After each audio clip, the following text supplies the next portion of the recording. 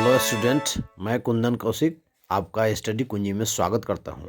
आज पुनः हम आपके समक्ष लेकर के आए हैं ट्रांसलेशन। हेलो स्टूडेंट्स, मैं केवी कौशिक आप लोगों को नॉलेज कुंजी में स्वागत करता हूं। और आइए आज हम देखते हैं पैसिव वॉइस के वाक्यों को अंग्रेजी में कैसे अनुवाद किया जाता है। तो जैसा कि आप जानते हैं कि पैसिव वॉइस जो है वो कर्मवाच्य है, अर्थात इसमें कर्म की प्रधानता होती है। अर्थात इसमें सब्जेक्ट जो है वह गायब रहता है। अर्थात इसमें वैसे वाक्य को बनाया जाएगा जो कर्ता विहीन होगा। कैसा वाक्य होगा? कर्ता विहीन वाक्य, कर्ता के बिना वाला वाक्य। ठीक है, ऐसे अगर कर्ता इसमें आता है तो के द्वारा के बाद आता है, तो कर्ता विहीन वाक्य को ही हम मुख्य रूप से इस पर फोकस करेंगे ना। तो इसमें हम कर्ता विहीन वाक्य में पढ़ते हैं आपका सिंपल प्रेजेंट टेंस ना, सिंपल प्रेजेंट टेंस। ठीक, जैसा कि आप जानते हैं कि सिंपल प्रेजेंट टेंस में ताहे तीहें उसकी पहचान होती है। जैसे अगर मान लिया जाए कि हम यहाँ पे लिखते हैं कि आप यहाँ पे दो उदाहरण देख रहे हैं कि जंगल में पेड़ काटे जाते हैं और समाज में गरीबों को सताया जाता है। अब यह दोनों वाक्य में यह बोध हो रहा है कि जो इसमें काम हो रहा है, यहाँ पेड़ काटने का काम हो रहा है और यहाँ पे सताने का काम हो रहा है, जो कर रहा है वो इसमें शामिल नहीं है, यानी सब्जेक्ट इसमें गायब है, कर्ता विहीन है, कर्ता इसमें है ही नहीं। काटने का काम कौन कर रहा है, इसमें जवाब दीजिएगा, आपको पता नहीं चलेगा कौन काट रहा है। जंगल में पेड़ काटे जाते हैं, कौन काटता है पता नहीं। समाज में गरीबों को सताया जाता है, कौन सताता है पता नहीं है। तो इसी को हम कहते हैं कर्मवाच्य यानी पैसिव वॉइस। तो इस तरह के वाक्य जो है मैं थोड़ा सा कंफ्यूजन आप कर देते हैं। इसमें भी ताहे तीहें अंत में दिया हुआ है, लेकिन इसका जो हम लोग जनरल सिंपल प्रेजेंट टेंस का वाक्य का स्ट्रक्चर जो होता है, सिंपल प्रेजेंट टेंस का वाक्य का स्ट्रक्चर क्या होता है? सब्जेक्ट प्लस V1 या V5 प्लस ऑब्जेक्ट, यही ना होता है ना। तो इसमें हम जब इसका बनाते हैं तो इसका स्ट्रक्चर क्या हो जाएगा आपका? यहाँ सब्जेक्ट की जगह पर क्या आ जाएगा? ऑब्जेक्ट। यहाँ पे ऑब्जेक्टिव केस है तो यहाँ पे ऑब्जेक्ट रहेगा, ऑब्जेक्ट के बाद क्या लगेगा? इसमें इज और आर का प्रयोग किया जाता है, एम इज आर का प्रयोग किया जाएगा ना, इसमें एम भी लगता है ना। प्लस यहाँ पे मेन वर्ब जो होगा वो वर्ब के तीसरे रूप में आ जाएगा, उसके बाद अदर वर्ड इसमें लिखा जाएगा। तो गरीबों को सताया जाता है, काटा किससे जाता है? तो पेड़ को काटा जाता है। तो इसमें पेड़ ऑब्जेक्ट है और इसमें गरीब जो है ऑब्जेक्ट है। तो हम पहले इस सेंटेंस को लेकर के बनाते हैं पहला ना, ये पहला है और ये दूसरा है ना। तो इसको हम ट्रांसलेट करने का प्रयास करते हैं कि जंगल में पेड़ काटे जाते हैं, तो क्या हो जाएगा यहाँ पे? ट्री ना, ए ट्री, पेड़ों को काटा जाता है रहता तब तो होता है। A tree is cut, cut का V3 कट ही होता है ना, कट इन द फॉरेस्ट। बहुत आसान है, कट इन द फॉरेस्ट। ठीक है, इज इट क्लियर? नेक्स्ट देखते हैं कि दूसरा है समाज में गरीबों को सताया जाता है। तो गरीबों को क्या लिखा जाएगा? The poor, the poor are. ठीक है, यहाँ पे आपको कन्फ्यूजन होगा कि यहाँ आर क्यों लग गया।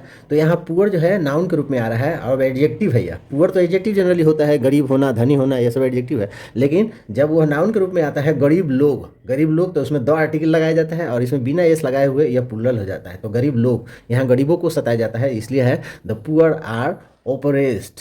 सताना का होता है ओपरेस्ड बाय समाज में, in the society, in the society. Is it clear ना? अब इसी तरह से जी हम इसका निगेटिव भी बना सकते हैं, इंट्रोगेटिव भी बना सकते हैं कि जंगल में पेड़ काटे जाते हैं। तो आइए और देखते हैं इसका एक दो उदाहरण। अब यहाँ पे देख रहे हैं हम 3 उदाहरण दिया गया है। तीनों उदाहरण जो है सिंपल प्रेजेंट टेंस से ही रिलेटेड है ना। ताहे तीहें दिया हुआ है। तो एक तो इसमें सब्जेक्ट नहीं है, क्योंकि इसमें वर्ब को अगर हम देखते हैं कि सूर्य रात्रि में नहीं देखा जाता है, तो देखना यहाँ पे वर्ब आ रहा है। तो वर्ब के साथ अगर हम वर्ब के साथ कौन किसने प्रश्न करते हैं तो कौन देखता है? पता नहीं है कौन देखता है ना। लेकिन किसको देखा जाता है, किसे और किसको देखा जाता है, तो हमको ऑब्जेक्ट पता हो जाता है, सूर्य को देखा जाता है। तो सूर्य यहाँ ऑब्जेक्ट उपलब्ध है, इस स्ट्रक्चर के अनुसार ऑब्जेक्ट होगा। और यहाँ पे अगर निगेटिव है तो हम नॉट लगाएंगे ना।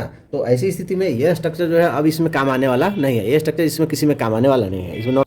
अब इसमें जो है सूर्य रात्रि में नहीं देखा जाता है, तो क्या हो जाएगा? The sun, the sun is not seen. V3 का प्रयोग किया जाएगा, नॉट सीन एट नाइट।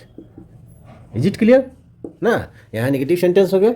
आइए दूसरा देखते हैं, क्या चंद्रमा रात्रि में देखे जाते हैं? तो क्या से जब शुरू होता है तो एक्सिलेट वर्ब पहले आता है। तो चंद्रमा के लिए हम इज प्रयोग करेंगे, है यहाँ पे, तो इज को बाहर निकालेंगे तो क्या आ जाएगा, इज द मून। अब यहाँ पे क्या हो जाएगा, सीन एट नाइट। यहाँ प्रश्न पूछा जाता है, डब्ल्यू यस नो क्वेश्चन। दूसरा यहाँ पे देख रहे हैं, गरीबों को क्यों सताया जाता है। अब इसका जवाब यस नो में नहीं दे सकते हैं, तो इसे हम डब्ल्यू क्वेश्चन कहते हैं या DTQ क्वेश्चन कहते हैं, डिस्क्रिप्टिव टाइप क्वेश्चन, जिसका जवाब यस और नो में संभव नहीं है। तो गरीबों को क्यों सताया जाता है, तो ऐसी स्थिति में क्यों की अंग्रेजी पहले लिखी जाती है ना। तो यहाँ पे सबसे पहले क्या आ जाएगा, वाई ना, और बाकी इसकी तरह ही बनाया जाएगा। The why are the poor, why are the poor oppressed,